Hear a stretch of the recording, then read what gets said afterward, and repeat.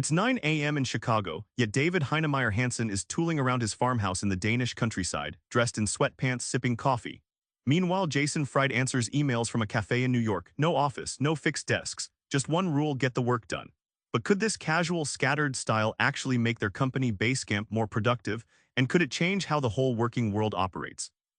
You're stuck in traffic on your morning commute, dreading the cubicle farm. But is being under one roof really necessary? Let's unpack why offices aren't the productivity hubs they claim to be.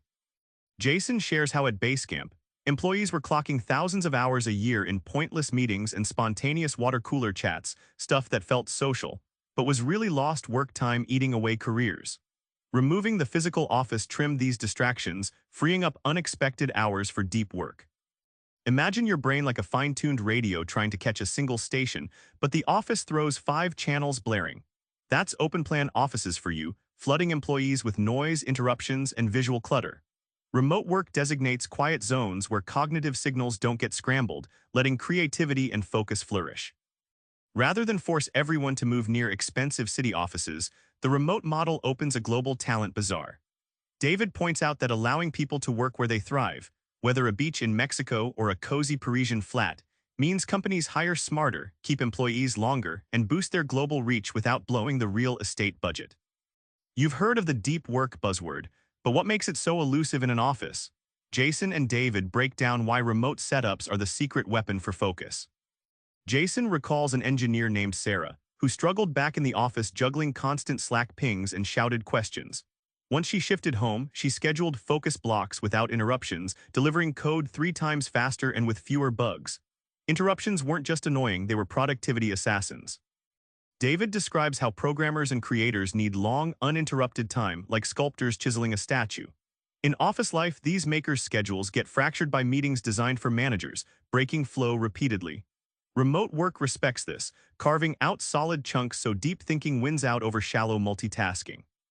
Remote work doesn't just benefit the job, it transforms lives. One Basecamp employee explains how ditching the daily commute gave hours back to family dinners, morning runs, and real rest. This harmony doesn't undermine work, it sharpens it, turning happier humans into fierce performers who voluntarily push the bar higher. Without face-to-face water cooler chats, how do teams stay connected and productive?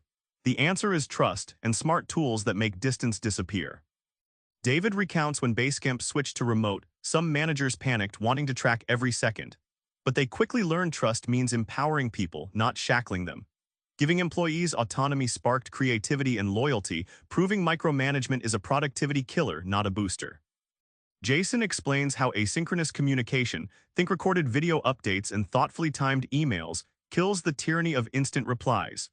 It lets people think before responding, work when they're sharpest, and sidesteps time zone headaches, making global teams hum instead of fumble. The book showcases the very tools they built. Basecamp's project management software, designed to organize conversations, tasks, and files in one place. Instead of chasing people down, these tools create a virtual office that's calm, clear, and always accessible, bridging miles with clicks and taps. Remember David in his Danish farmhouse, sipping coffee on a workday? That image isn't just quaint, it's a blueprint. Remote work isn't about escaping work, it's about crafting a world where your environment energizes you, distractions shrink, and trust drives success. Try this tomorrow, block 2 hours for deep work, no meetings, no messages. See how far you get. That's the future, and it's already here. Subscribe for more book summaries like this one.